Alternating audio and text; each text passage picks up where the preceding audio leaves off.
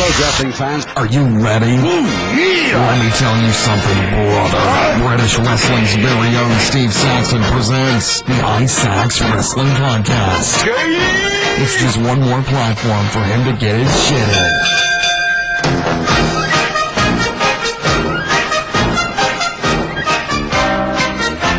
And welcome back to episode 8 of the iSax Wrestling Podcast with me, Steve Saxon. Now, it's been about 3 weeks now, 3.5 weeks since the last podcast. I've been over in Spain with my fiance and an old friend of mine and the in-laws. So I do apologise first and foremost, but the interviews still go ahead. We still had an interview lined up. Mike Holland, who's interviewed Harvey Dale in the past for iSax podcast, he stepped in during my absence and took an interview with the Fighting Spirit Wrestling Gym, who are fighting out of Liverpool. That's been made up of Liverpool's number one, Zach Gibson, who you may recognise from ITV World of Sport, and by James Drake, who you may recognise from WWE UK. So Mike is with me at the moment. We're going to do a quick roundup and catch up of all the things that have been going on since I've been over in Spain. Quite a lot's happened over the past 3 weeks. It's been a couple of months as well since Mike and I caught up. Now, Chris Dutton, our third wheel, was originally planned to join us this morning, but unfortunately we can't get hold of Chris, so who knows. I'm not even going to try to think what Chris could possibly be up to at the moment, but I'm sure you've all heard the rumours. So Mike Holland is with me right now. How you doing, Mike? Hello, I'm good. Good to have you back on, Mike. As I've just explained, it's been like 3 weeks now, but you did take over the reins whilst I was away. You sorted out an interview with old friends of yours. As usual, Steve, you dropped the ball, and I'm right there to pick it up. I like these bones, Mike. Oh, you really do, don't you? But yeah, I caught up with my old mate Zach Gibson this week, and James Drake up at the Fighting Spirit Gym. You want to see this facility, mate. It's absolutely fantastic. Of course, people are referring to it as the pool because it used to be an old swimming pool, right? All converted swimming pool. The whole floor has been done out with mats, with training gear. There's the ring. The actual space itself is phenomenal. It's top notch. It really is. I mean, you'll hear Zach talk about it in more detail in the interview. I don't want to give anything away because it's a great interview, if I do say so myself. Yeah, I have listened to it back. Obviously, as soon as you and Chris sorted it out, you sent it straight over to me, and I've listened to it pretty much straight away. It's a pretty short one by our standards, it's only about 20-25 minutes long, right? But I do know that you happen to get a major exclusive right at the end of the interview, just as the interview is about to close. You've got to save the best for last. Of course. You've got the best for last, and Zach did not disappoint. The exclusive he's dropped is fantastic, but all you listeners will have to wait till the end of the interview, so definitely have to listen through all of our tripe before you get to the good stuff. Right. Don't press that fast button, no, that doesn't work. So Mike, as I said, there's been a lot's gone on in the past 3 weeks, especially on the mainstream wrestling with WWE and Ring of Honor, and over at New Japan as well. They've made a couple of big announcements. I know you were in the loop of all this, so go on, you start us off. It's a boom time for wrestling at the minute. Well, where do you want to start? Do you want to start with WWE? Do you want to start with Ring of Honor? Do you want to start with New Japan? I mean, all these are in the eyes of the wrestling community, they're the big three, and all three of them have had like monumental months. It's been huge for wrestling just in general. Start off with Ring of Honor. Biggest news coming out of Ring of Honor at the moment is this past Friday. Ring of Honor had one of their bigger pay-per-views, Best in the World, and the main event was the champion, Fallen Angel Christopher Daniels, defending against the challenger, the American Nightmare, Cody, who we all know, Cody Rhodes. Cody Rhodes was victorious. Spoilers for anyone, sorry, who might not have seen the show yet, but Cody Rhodes was victorious and has become the first Rhodes to hold a world title in the last 30 years.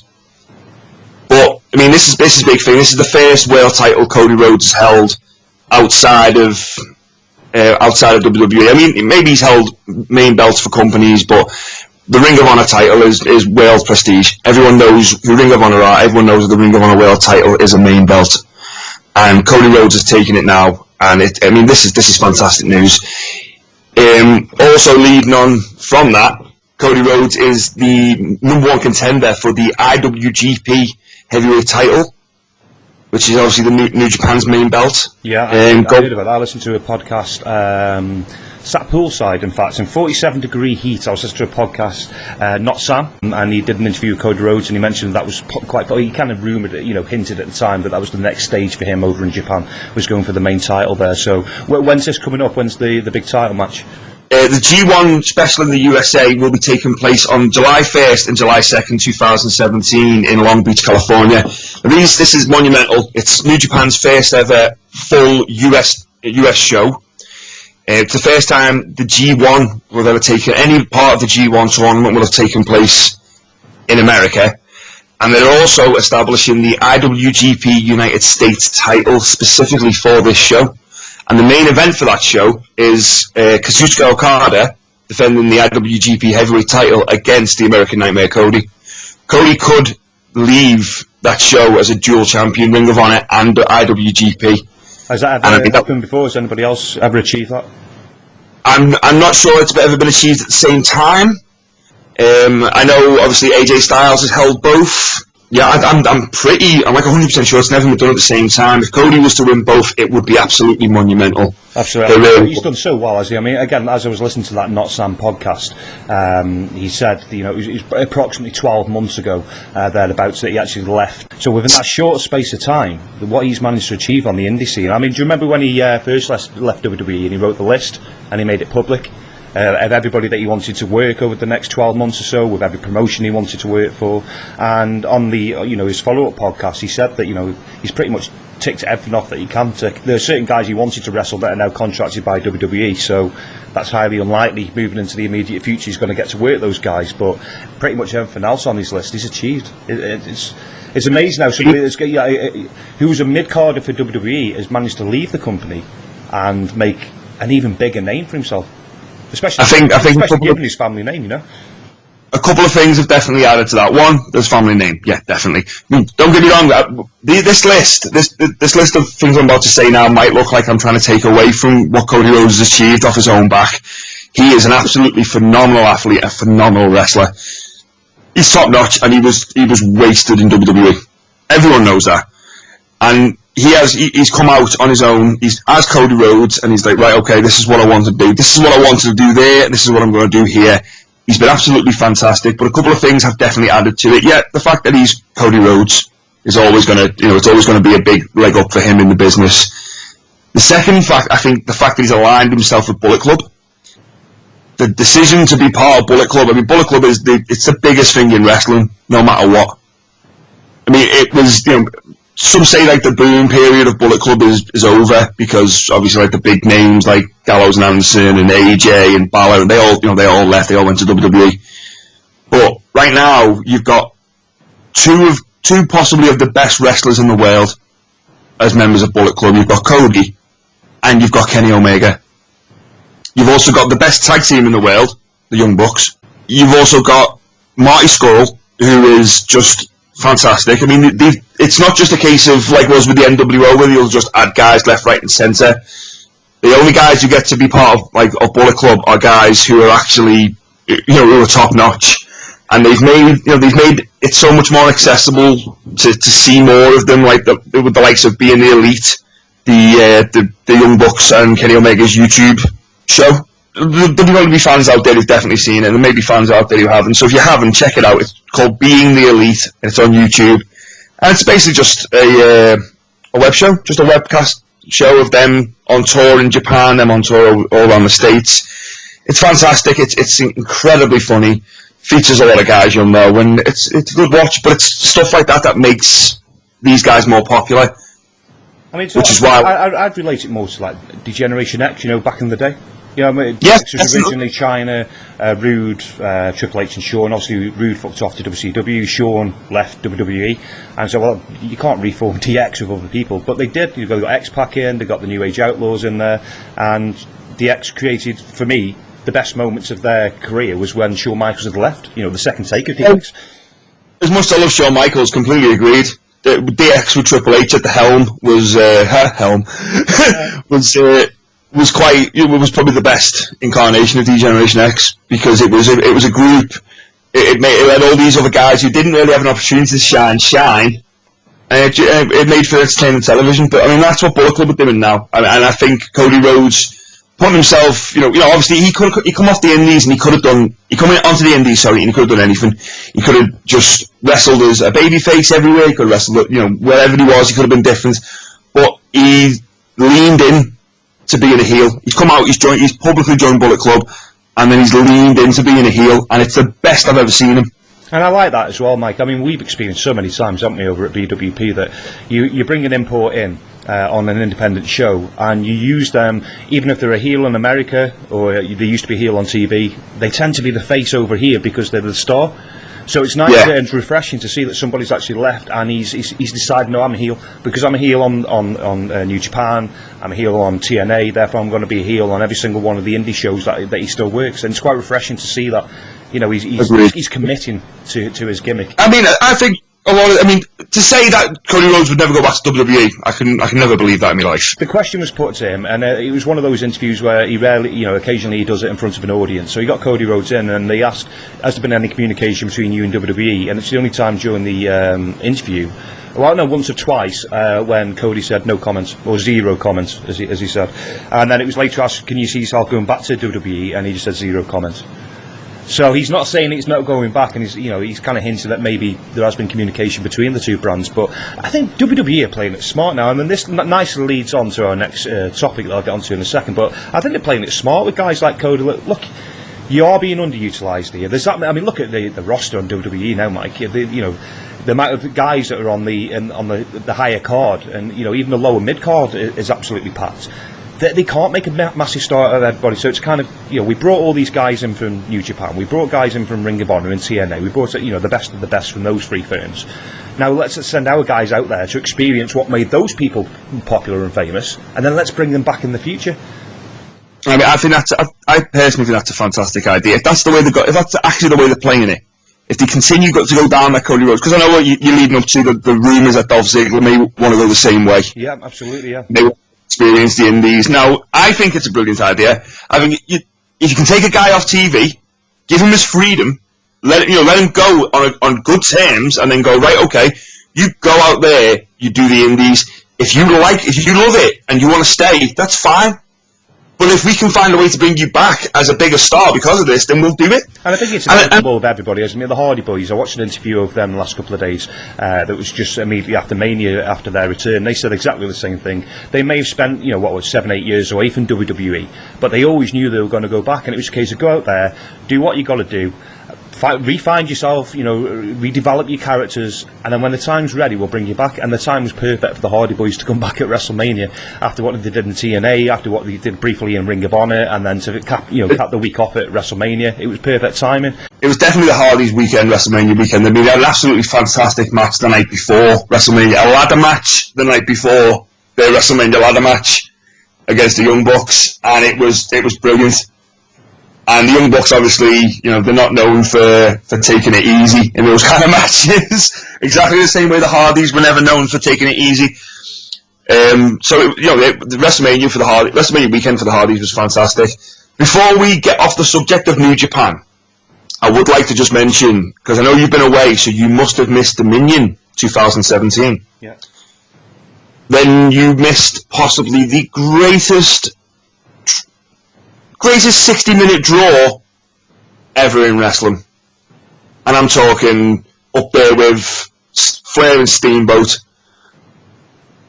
Okada versus Omega 2. If anyone's not seen it yet, it does not disappoint. You may think because it's a 60-minute draw that, obviously there's no definitive winner. Forget about that. If anyone just loves wrestling, this match should be watched. Dave Meltzer gave this match 6.25 stars. Well, so it didn't in their first encounter, wasn't it 6 stars? This first match was a 6-star match. Meltzer's given this the second one 6.25. Wow, that's great. Which is well, if you watch it, you'll see why it's deserved. It's one of the best storytelling matches I have ever seen in my life. You know what? As you're talking now, I've actually just made a note on my notebook to actually make sure I actually sit down and watch that at some point. I still have not seen the first one. I'm sorry. Sorry, Mike. I've not seen the first one, but I'll watch them in order. Yeah. Do I need to watch them in order? Yeah. Do you know what? Yeah, you do need to watch them in order because the first one's phenomenal and the second one's better. So there's no point in watching the first one after you've watched the second one. Okay, well that's on my list. I will definitely sit down this week and watch them both. So next time I can give you a proper opinion on those, Mike. But yeah, I have heard about it. I've heard Steve Austin talking about it, saying how impressed he was, and how a lot of people may be disappointed that it was a draw finish, but he thought it was the best outcome possible there, given that how strong the actual wrestling match was itself. It was absolutely fantastic. I mean, I don't want to give anything away. I don't even want to tell you anything. I don't want to tell our audience anything because this match, it shouldn't be told. It should be seen. Every wrestling fan should be watching this match. It's just fantastic. And that's available on New Japan World, yeah? On New Japan World. Okay. That's on New Japan World, yeah. Listeners, I just want to say, so Steve, shut up. Over the next couple of weeks, after you've all listened to this, can you please hammer Steve Saxon on social media to make sure he watches these matches, because the next time we talk, I'd like to be able to talk in detail about them. And we all know Steve Saxon has a terrible memory. I mean, for Christ's sake, he got a pop quiz of it. We'll have a pop quiz, yeah. Yeah, we will. I will do a pop quiz on both Okada Omega matches, and you will have to answer questions. And if you don't win, there will be a penalty, and I will consider it. I've experienced your penalties before, Mike. Are these the two matches that are going to get me gripped in New Japan Wrestling? If they don't, I'm going to be very, very surprised. If they don't get you gripped into New Japan Wrestling, then I'm probably sure you're never going to get into New Japan. And as a bonus, because two matches, yeah, I'll throw you a third match to check out as well. Okay. Older New Japan match, but still a reason. It's out online, so you'll be able to find it. It's out on New Japan's YouTube site, I'm pretty sure. Shinsuke Nakamura versus AJ Styles from Wrestle Kingdom 2015, just before they both got signed to WWE. Their last big pay-per-view match against each other. And that is another fantastic match, and an example of what we could get at WrestleMania if things keep going the way they're going at the moment. Yeah, I watched Money in the Bank the other day, and the moment when Nakamura and AJ finally came kind of face to face, the way that audience popped, they wanted to see that there and then. And obviously got a little bit of a taster of it, but yeah, I think this is, from what I hear, from what I believe, that's what they're aiming for next year's WrestleMania, is AJ Styles versus Nakamura. So we'll see. But I've listed them all down, all three of them. I'll make a conscious effort this week to sit down and watch them all. Into professional wrestling? Of course you are. You're listening to the iSax Wrestling Podcast. Why not turn your passion into profit at wrestling betting? Body slam the bookmakers with the longest running WWE betting tips and prediction site. We cover all bookmakers before each WWE pay-per-view to get the best odds and accumulators, so you don't have to. Sign up for free at wrestlingbetting.co.uk/iSax to get the latest predictions delivered straight to your inbox. That's wrestlingbetting.co.uk/iSax. Check us out today. So moving on, again, still kind of talking about Japan. A couple of weeks ago on Talking Smack, which is the follow-on talk show from SmackDown Live every Tuesday, Nakamura was on there, and apparently he dropped the ball a little bit, or did he? But hinting that Dolph Ziggler was going to be taking some time away from WWE in the next few months to kind of get on the indie scene over in Japan. Interesting. Now, the reason I say interesting, Mike, is then going back to the Not Sam podcast, I really should contact Not Sam and get some link up between us, because I always reference this podcast. A couple of years ago, during the first Cody Rhodes interview with Not Sam, where he did come up with this list, he also happened to reference that he'd been talking about with another WWE superstar, a good friend of his, who was also thinking about leaving the firm on his own accord and going and work in the indie scenes and over in Japan, but he wouldn't name the person. And there was a lot of speculation back then that they were actually talking about Dolph Ziggler. Now, fast forward 6 months from then, Dolph Ziggler started getting a bit more of a push, and then he had the heel turn. But this we talk about 12, 18 months ago now. I think it was actually Dolph Ziggler that Cody Rhodes was talking about back then, and I think he's still just as frustrated. I think WWE are getting frustrated with him. The fans are certainly getting frustrated. Is now the time for Dolph Ziggler to leave on his own accord, on a positive note, and head overseas to Japan and redevelop his character? I think, as you just said yourself there, Dolph Ziggler has become stale. Now, I've always been a fan of Dolph Ziggler's. Not his biggest fan, but a fan. I've always appreciated that he's a good worker. He's had some fantastic matches, and both as a heel and a babyface, he can get over with the crowd. The problem is that nowadays I watch him and I just see a watered down Shawn Michaels. Yeah. I don't want to walk down He's Shawn been Michaels. referred to as kind of like, put next to Shawn Michaels, hasn't he? With his wrestling style, especially the way that he sells his matches, sells his moves. It's very Shawn Michaels-like. The thing is, I've seen him do the stomp in the corner now, like the tuning up the band. Right. Why? Yes. Yeah. You know Shawn Michaels, you Dolph Ziggler. Dolph Ziggler's a fucking great character. The guy himself, he's entertaining, he's funny. I mean, maybe they're not giving him enough. Maybe they're not giving him enough leeway to actually go out there and be entertaining. The guy can be really, really entertaining. Going out there and being Shawn Michaels is doing nothing for him. It's just making people go, remember Shawn Michaels? I think with I feel like Ziggler's taking it a bit too far. He's not just doing it in like homage to Shawn Michaels. He's basically just being Shawn Michaels. And he's stopped that. He needs to go back to just being Dolph Ziggler. Dolph Ziggler was entertaining as hell. And I think personally, if he was to get his release, go work the independents, go to Japan, go to Ring of Honor maybe, come over here, he's going to develop more. He's going to he's going to be able to do more, become more interesting, get more of a character. And then if he wants to go back in a year or so, he goes back fresh to TV, fresh to everyone who's watching, and he comes back with something new.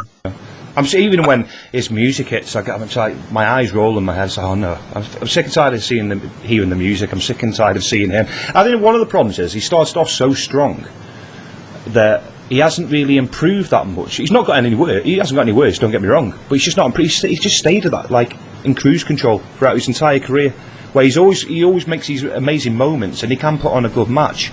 But there's always something lacking, he's lacking it, if not for a better word. I think, I agree with you there, but I also think he's suffered booking-wise, because, I mean, he didn't have faith in him when they gave him the world title. Zack Swagger gives him a frigging concussion, and he's the one who basically gets punished for it.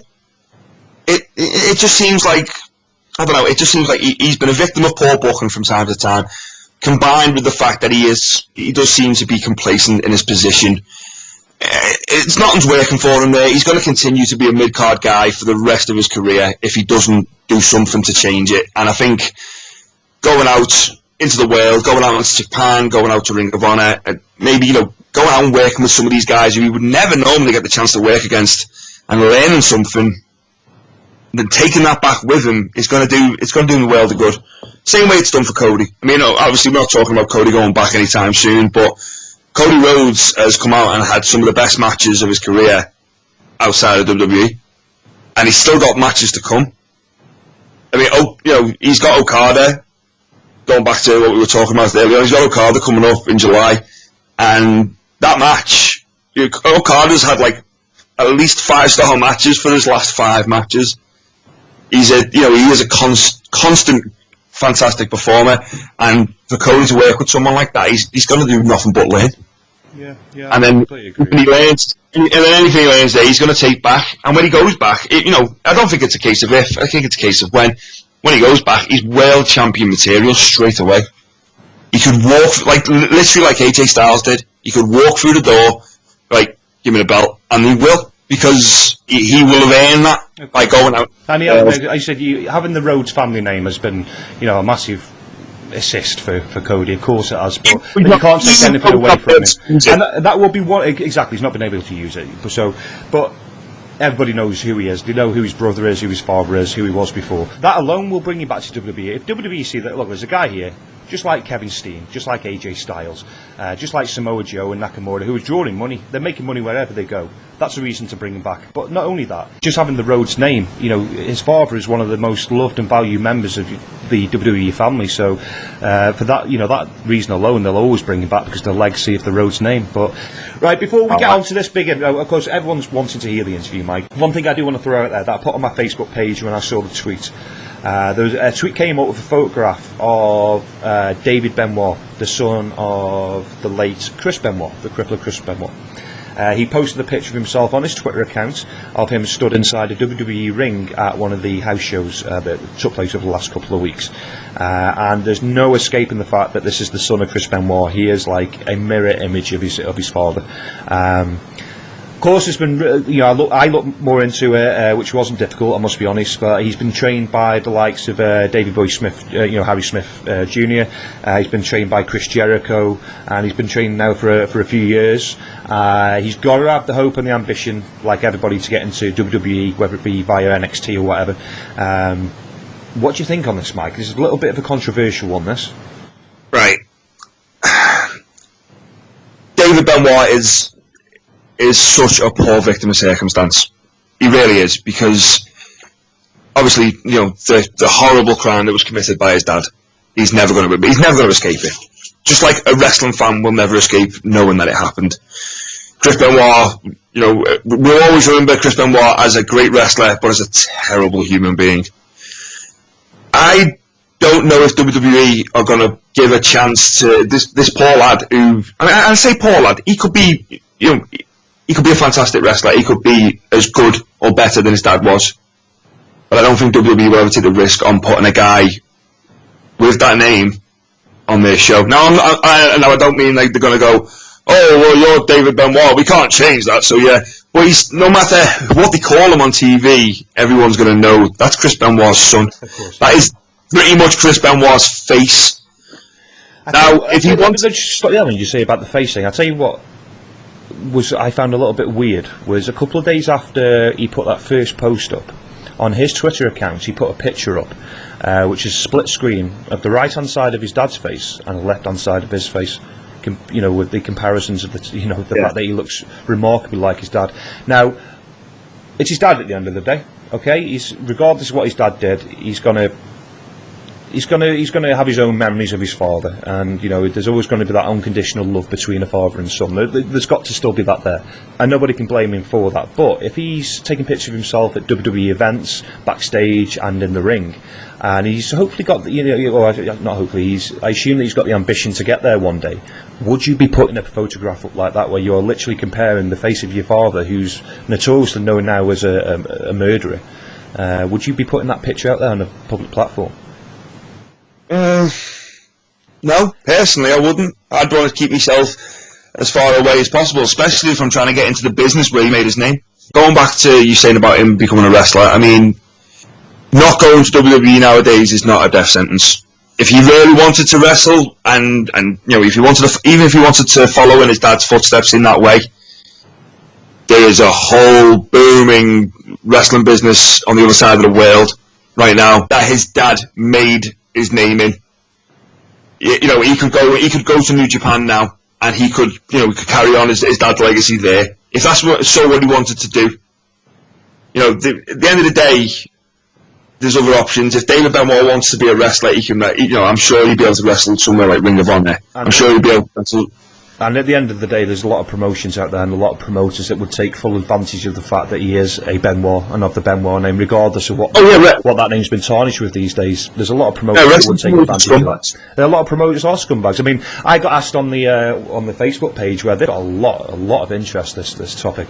I got asked as a promoter, would I take on David Benoit, and my response was and remains that yes, I would. I would absolutely book him if he had the credentials that every other import that I book had, that he was affordable, that he could put arses in seats, and that he was a good, safe worker. The fact that his name is David Benoit is not a reason I would or wouldn't book him, personally. I would feel a little bit funny about using the name Benoit, whether it's a legit son or you're just trying to get a gimmick over with somebody else, which I believe has happened in the past. I would feel funny about using the name Benoit on my posters. I absolutely would, yeah. But as a person, David Benoit, as long as he could fill seats, make me money, then yeah, absolutely. Why wouldn't I? Yeah, but again, you're saying there, as long as he would fill seats and make me money. If you book David Benoit today, you would probably get people, because you get the sick fucks who are like, oh, I want to go see the son of a murderer. That's what you'd get. Yeah, of course. But my basis of booking him would be on his in-ring talents, what he could bring to the show. Yeah. Just because he's got. I mean, there's a lot of guys there you see, especially on the British indie scene, who've been brought in because they used to have a name. They can't do fuck all in the ring anymore, or can't do what they used to be able to do in the ring anymore. But they're being brought in because of their name. I wouldn't bring David Benoit in on that basis just because of his name. So I think it's hard for him that he is always going to be tarnished with that same brush, unfortunately. But the general feedback I was getting on Twitter and Facebook was that he shouldn't be held back because of what his father did, and he should be given the same equal opportunities. But the fact is, WWE are a public trading company, and they have been for a long time now. They've made a lot of mistakes in the past. The mistake of cancelling the show because of Chris Benoit's death, and then shortly after finding out the circumstances of it, and they publicly embarrassed themselves. They tried to do the right thing, but it backfired on them. And there's been a few other things where they've gone to the shareholders have come back and said, we've not been happy with this, we've not been happy about that, and it does affect the day-to-day business for them. So them taking the risk in the interest of fairness, I don't think it even comes into it. I think it comes down to what the shareholders are going to think. People, if we change his name, people will know who he is because of the way he looks. We put him under a mask, people will know who he is because of the internet. People are still going to talk regardless. So I think it's unfortunate to say that we'll never ever see a Benoit in the WWE again, which is a shame. It is a shame. Agreed. But we ruined it for everyone. But I mean, some people have also been saying, well, what about Tamina Snuka?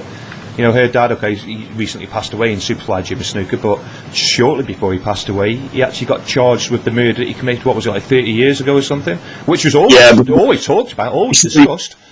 I'm pretty sure he died before he got found guilty, though, so there's a grey area there. Yeah, I suppose you're right, yeah, but it's one of those things where everybody kind of knew, do you know what I mean? It was always discussed, any wrestling fan kind of knew what had happened. And yeah, but if anyone was to turn around and actually question it, they could go, yeah, you can't prove it. Of course you can, yeah. Right, so that was our wrestling roundup, our wrestling catch-up, kind of all over the place, from New Japan to Ring of Honor to Great Britain, and of course the WWE. We didn't even talk about Great Britain. We threw in the UK title reference there a couple of times. Quite right, Pete Dunne, whilst I've been away, has won the UK title from Tyler Bates on an NXT show.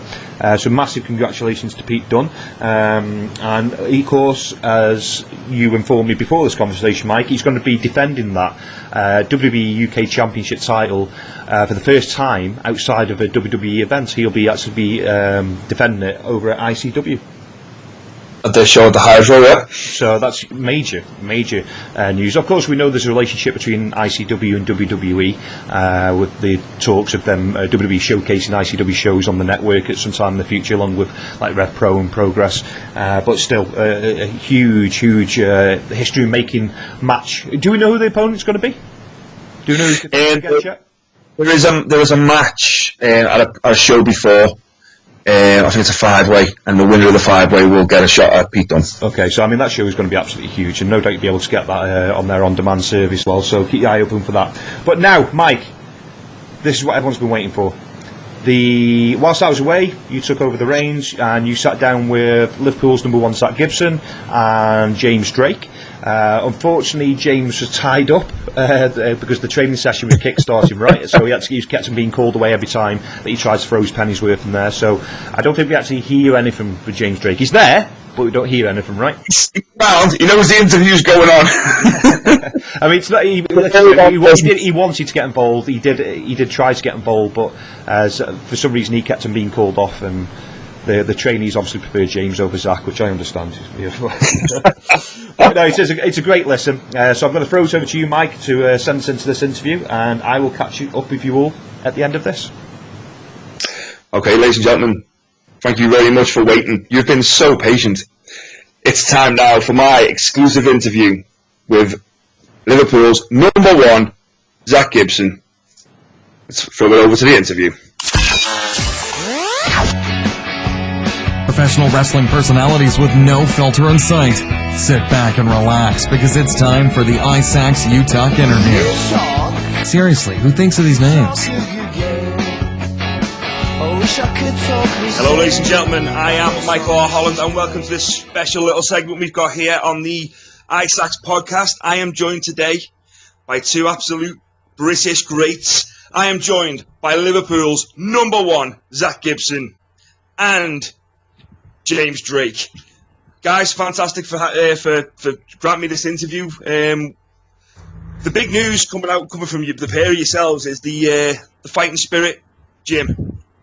This new wrestling school that's opened up that you two are both running between yourselves. I mean, I'm hearing nothing but good things. Zach, We're trying. do you want to tell us how this came about? How the idea of the two of you getting together and putting this school together? Do you want to give us a bit of info how this came about? I've known JD now for I'd say about 10 years.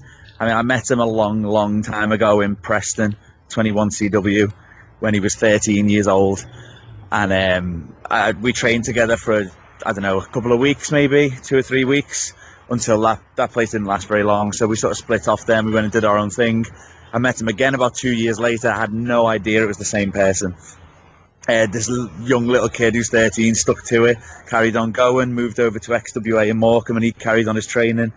I was training RWA in Runcorn, and then moved over to Future Shock in Manchester. And then the working relationship between Future Shock and XWA sort of reintroduced me and JD again. So we've been mates going through wrestling now for, as I say, honestly about 10 years, I'd say. Up and down the country, all around Europe together. And I guess more recently, with sort of development in our own career, I've got my contract. Well, I had the deal with ITV, with the World of Sport. JD had the deal with the WWE UK. Obviously, those things are all moving at different paces and everything's going its own way. But now that we both have this platform, and now that we both have this name behind us, the name value and the brand value of the companies that we wear or are attached to, we just wanted to do something else a little bit more, do something with our days that we do have free. So whilst we do have a very busy schedule, as I'm sure you can imagine in wrestling, there's still a couple of days earlier on during the week that are a little bit quieter, where we just felt that we could get a little bit more out of our time. And we had toyed with the idea of setting up a school or setting up some sort of shows, and it wasn't necessarily something absolutely set in stone that we were going to do until just, I guess it was fate or something slightly less corny, if I could think of a better word. We found a venue right by where I live, and it's just absolutely purpose-built for what we wanted to do. That was actually going to be my next question. Sorry to interrupt. That was going to be my next question. The venue, we've seen, there's pictures all over the internet of what it was and what it now is, and it looks like an absolutely phenomenal training centre. I mean, can you tell us a little bit more about what? Obviously, it's not just mat and a ring. There's other stuff there. Can you tell us how you've incorporated the great equipment that you've got in there into your sessions? Well, yeah, basically what it is, it's actually my old gym. So where I first used to train weights athletically, that was my gym. It's the Cheshire Lions gym in Maghull, where I live. And so this actually used to be the swimming pool. So what we've actually done, obviously the building's been repurposed. It's been split between a number of different companies. And we have the pool area that we share with Paradigm Martial Arts. So with a little bit of investment there, what we've done is we've emptied the pool, filled it with judo mats. But it's all very, very professional. It's not just a case of slinging some mats into a pool and telling everyone to jump in. It's been repurposed completely. All the sides have all been redecorated. There's been barriers put around the pool so that people can stand on the outside and watch. Parents can come if the kids are in. And it's all obviously past all of the health and safety. But then when you actually drop into the pool, that whole area has been matted. And obviously we've installed the pro ring. In there we have a lot of different punch bags and fighting equipment that, again, we share with Paradigm, the martial arts. So in modern wrestling, it's all about a lot more than it used to be. You still, at the Performance Centre for WWE, they do have striking coaches and all of these little intricate things that maybe a lot of old school gyms are sleeping on, or the stuff that we're capitalising on. Because we, fair enough, I love 80s wrestling, and I love 90s wrestling, I love Attitude Era wrestling. I love all of these things. I love the old world of sport. But when we want to teach people today, we want to teach them what's relevant and what's going to get them a job today. There's a lot of aspects that are throwbacks to the old styles, whether it be old American styles, or old Memphis style, old UK style. We will always incorporate the bits and bobs. But exactly, we can't not back on what is relevant right now. So we do bring in a lot of the striking, we do bring in a lot of modern fitness and a lot of modern conditioning, and we do teach a very modern style as well. No, I mean, well, I was going to say, wrestling at the moment is a very big hybrid style. You've got that MMA influence and such. So to be learning striking and to also be so close to a martial arts like group, obviously there's a lot of give and take between yourselves and them. It's a good idea to be teaching these things now, because this is what wrestling's become. Exactly. So down on the mats as well, we do a lot of shoot style. We do a lot of actual, legitimate takedowns, whether it be catch wrestling or techniques that I guess would be seen more frequently in mixed martial arts and MMA. We incorporate all of this to give the most rounded experience any trainee can possibly have. I mean, between the two of us, without trying to sound cocky, we are very confident that we are offering one of the best services anywhere that you'll find, not just in our country, but around the world. Well, I mean, speaking of the two of yous, I noticed the open day session. It wasn't just the two of yous. We had Sam Bailey, who many people know from World of Sport and just from being on the UK scene for a very long time. Sam Bailey was there helping out as well. I mean, are you maybe expecting any more guys to step up? Something that we did. It's something that we did want to do straight from the start. I mean, just before we carry on, by the way, anyone listening now will probably notice that James Drake has been very quiet. We are actually recording this just ahead of one of our sessions, and he has been pulled away every time he's tried to come over and say something. So he's currently just dealing with another inquiry there.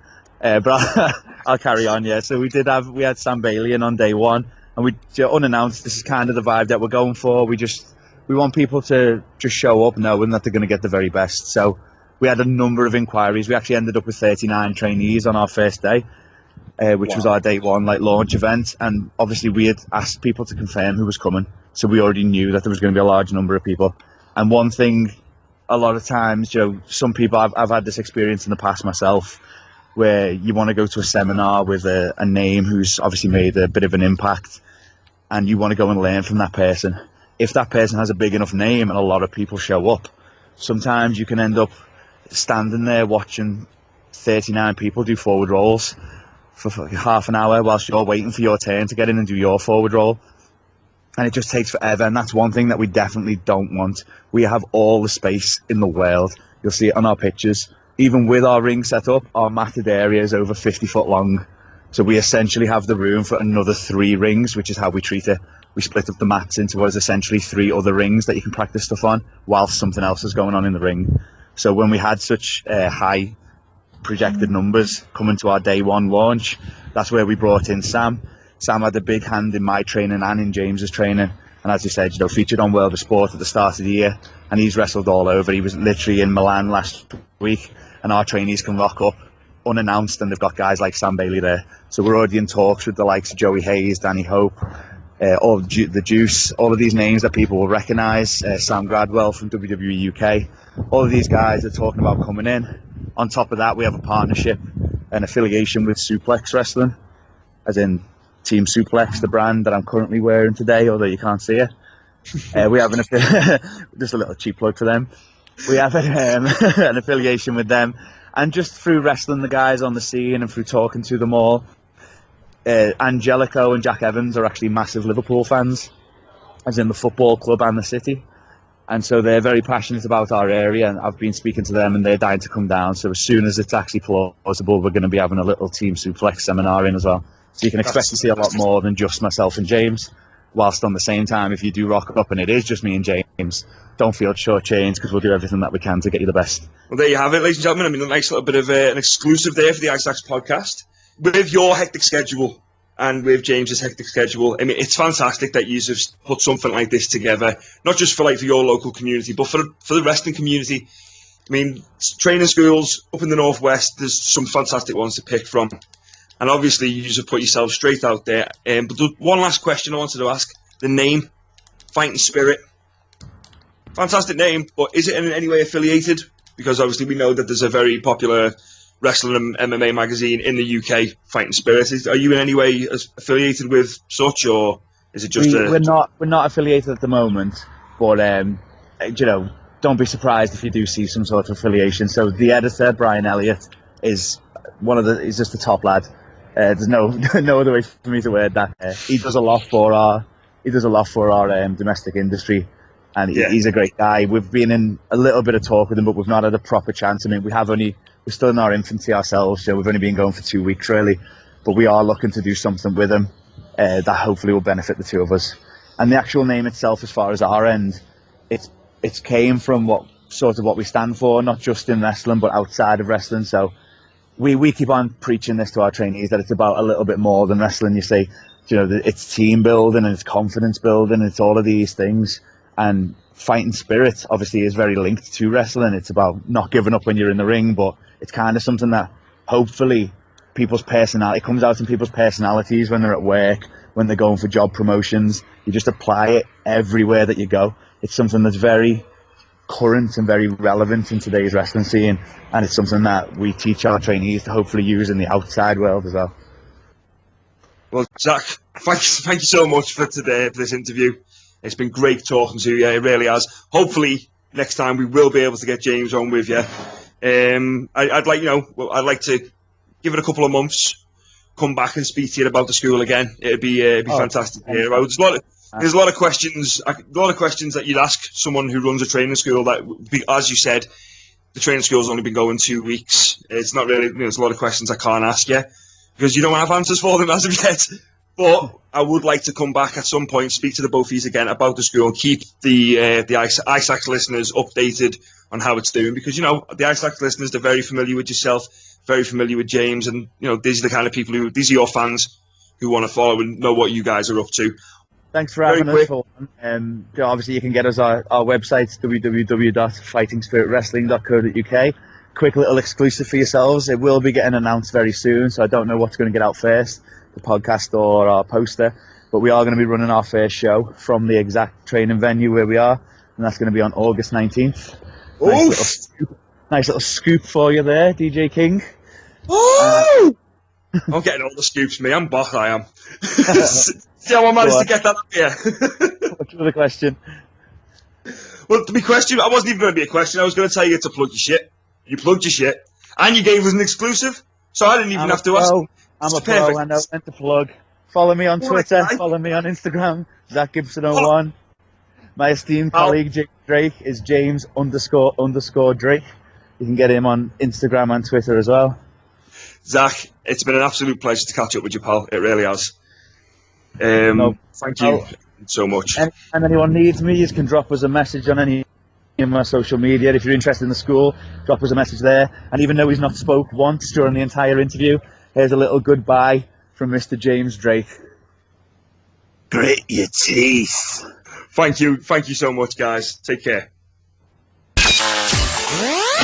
Another ISAX Wrestling podcast exclusive just for you, the ISAX listeners. Now, this will be made public shortly after this podcast goes out there. Fighting Spirit Wrestling will be releasing all the information, all the ins and outs regarding their academy, their trainee show that will take place at the facility that's been dubbed the Pool over in Liverpool, and it'll take place on 19th of August 2017, so just a few weeks from now. So they're really pushing forward for this, given that they're a new training school, that at the time of this recording they're only 2 weeks old. They've obviously got a lot of faith in their trainees. Obviously, I don't know a lot about the background of their trainees. They may have previous wrestling experience from other wrestling schools up and down the UK. Some may be completely starting from scratch. But if there's anybody out there that can make this happen in terms of getting people ready, getting trainees ready for shows, there's nobody better than Liverpool's #1 Zach Gibson and, of course, James Drake. Two absolutely phenomenal young talents coming out of the UK. They've been seen on World of Sport TV, on WWE UK TV. They are two massive names that are only going to get bigger and bigger. So if you're in the market for learning the wrestling business, get over to the best training facility in Liverpool, quite possibly the best training facility in the Northwest. If you can't get over to North Wales for the North Wales Wrestling Dojo and Rill, then get over to Liverpool for Fighting Spirit Pro Wrestling Gym. Of course, you can stay in contact and up to date with all things Fighting Spirit via Facebook. Search for Fighting Spirit Pro Wrestling and you'll find them there. And of course, over on Twitter at FS Wrestling UK. So check them out, give them a follow. And thank you once again for Mike for taking the reins whilst I was on holiday. I'm back full swing now. We've got a number number of different interviews lined up from guys from all walks of life within the wrestling business. So stay tuned to the Isaacs Wrestling Podcast for those. And just another apology for Chris Dutton, who was supposed to have joined Mike and I today, but unfortunately he had to let us down. He sent us a message during the recording earlier on stating that he was actually ill throughout the evening, so he couldn't get to the Skype this morning. I call bullshit. We will grill him on the next episode, I promise you, I assure you. So that's it for now. Remember, on iTunes, you need to hit subscribe. It takes less than a second. Hit subscribe, give us a 5-star rating, and leave as many comments as you want. Feel free to share the shit out of this all over Facebook and Twitter and all over aspects of social media that we may or may not be connected to. Just get the word out there. We've had some great interviews in the past. Go back onto Spreaker, go back onto iTunes, and you can find all the previous interviews, the likes of Klondike Kate, Harvey Dale, Ricky Knight, Roughneck, Nick Aldis. There's quite a bit of content all stocking up there slowly but surely, as well as WWE specials like a WrestleMania special. We've got a few specials in the pipeline, some like fantasy booking between Mike and myself and Chris, if we can bother getting out of bed on time on a Monday morning. So yeah, stay tuned. Got some good, exciting things coming up. I hope you've enjoyed this interview. I hope you enjoyed the exclusive. Yes, another exclusive. We seem to be dropping exclusive. We did like E-bombs. We're dropping E-bombs all over the place on the Isaacs podcast. So you don't want to miss out. So make sure you hit subscribe on iTunes, and you'll get the notifications popping up on your phone telling you every time that a new episode's landed in your inbox, or whatever it's called on iTunes, your iBox, whatever. But for now, I've been Steve Saxon. This is the Isaacs Wrestling Podcast. Good night. You have been listening to the Isaacs Wrestling Podcast. Follow Steve Saxon on Facebook, Twitter, and YouTube at Isaacs Podcast. And remember to subscribe and 5-star rate this podcast on iTunes. Ladies and gentlemen, Steve Saxon has left the building.